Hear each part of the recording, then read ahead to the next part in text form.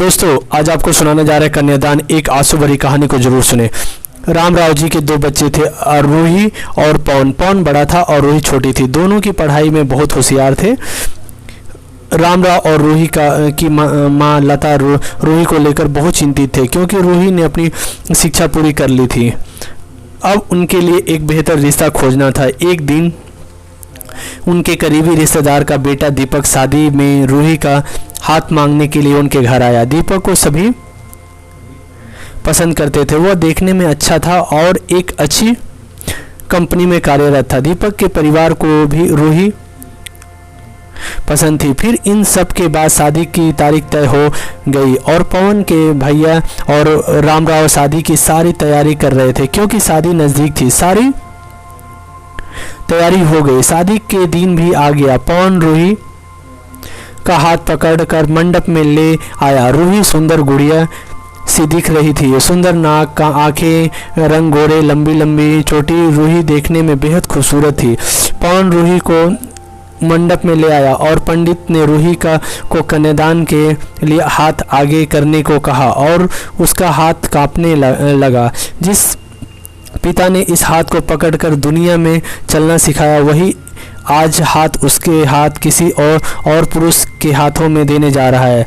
अपनी उस बेटी के बिना अपनी बाकी का जीवन बिताना, ये विचार ही उनके लिए काफ़ी कष्टदायक था। पिता ने उनका हाथ पकड़ लिया और उनके हाथ होने वाले पति के नीचे से उसके हाथ को सहारा दिया। कन्यादान की रस्म शुरू हुई।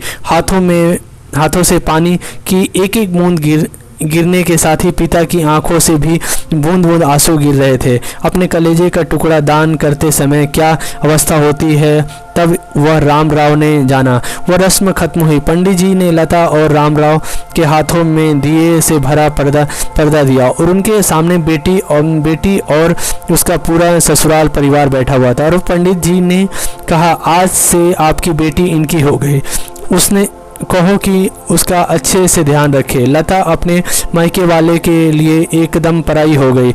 उसकी आंखों में आंसू भरा आया। रूही को 2 दिन में ट्रिप पर भेजने में माँ के लिए कितना मुश्किल होता था। अब उसको हमेशा के लिए दूसरे के घर भेज दिया जाए और उसके अपने ही घर में का मेहमान बना दिया जाए। यह बात अब माँ को समझ आ रही थी। उस रस्म के बाद दूल्हा गेट पर आ गया और पंडित जी ने दरवाज़ा आवाज़ दी, लड़की के मामा लड़की को लेकर आओ। उस मामा हाथ पकड़कर वह उस अंतर पाठ पर जा रही थी। सुबह उठकर एक साथ नाश्ता, फिर मस्ती, फिर मामी के हाथ का खाना और रात के मामा के गोद में सिर रखकर सोने वाली भांजी आज उस मामा को दूसरे के हाथों में सौंपनी होगी। यह सोचकर उसने अपने हाथ कस लिया और मंगल कष्टक प्रारंभ हो गया।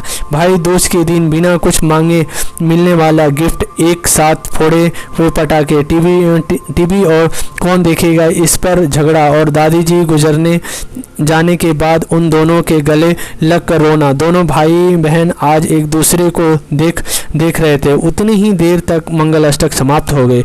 मंगल अष्टक समाप्त हो जाने के बाद रूही अपने आगे आने वाले जीवन को लेकर उत्साहित हो गई। रूही ने मन वर माला पहनाई और अपने पति दीपक के पास खड़ी हो गई। रूही के सामने बहुत से लोग खड़े थे। कुछ आशीर्वाद दे रहे थे और कुछ पास होकर प्रस्तुति कर रहे थे। फोटो के लिए उसकी सहेली आई।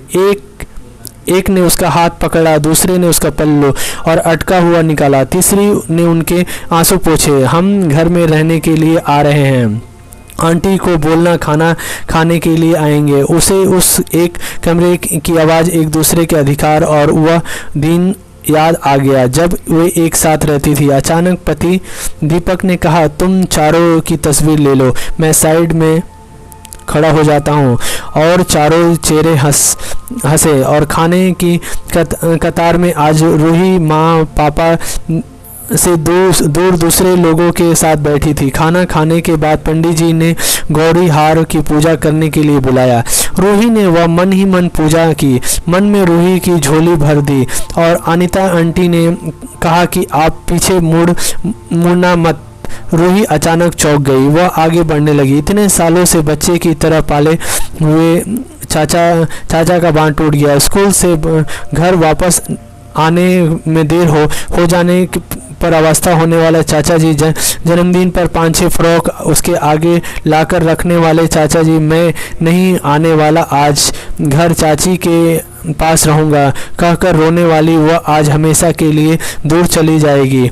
यह रूही के दूसरे माँ बाप के रूप में चाचा चाची को भी यह बात सहन नहीं हो रही थी। उसकी पहचान आज बदल चुकी थी। हाथों में वह हरी चूड़ी, पाँव में बिछिया और गले में मंगलसूत्र नए जीवन की राह दिखा रहे थे। सास का हाथ पकड़ रूही उस फूलों की सजी गाड़ी में दीपक के साथ बैठी। उस गाड़ी में खुशी थी और उस गाड़ी के बाहर खड़े सभी लोग आंखें आंसू थे, उसे अलविदा कह रहे थे। रूही बोली, मम्मी पापा आती हूँ। मैं बहुत मुश्किल होता है अपने कलेजा, अपना दिल अपने हाथों से बाहर निकालकर पराये हाथों में सौंपना, और वह अपने कलेजे को, अपने दिल को दुख के दिल से लगाकर रखेगा। फिर भी हर माता पिता इस मुश्किल कामना का सपना देखते हैं और इस लड़की के जन्म के बाद ही से होता है। आपको ये कहानी कैसी लगी? लाइक, शेयर, कमेंट और हमारे चैनल को सब्सक्राइब करें। आप सभी का बहुत बहुत धन्यवाद।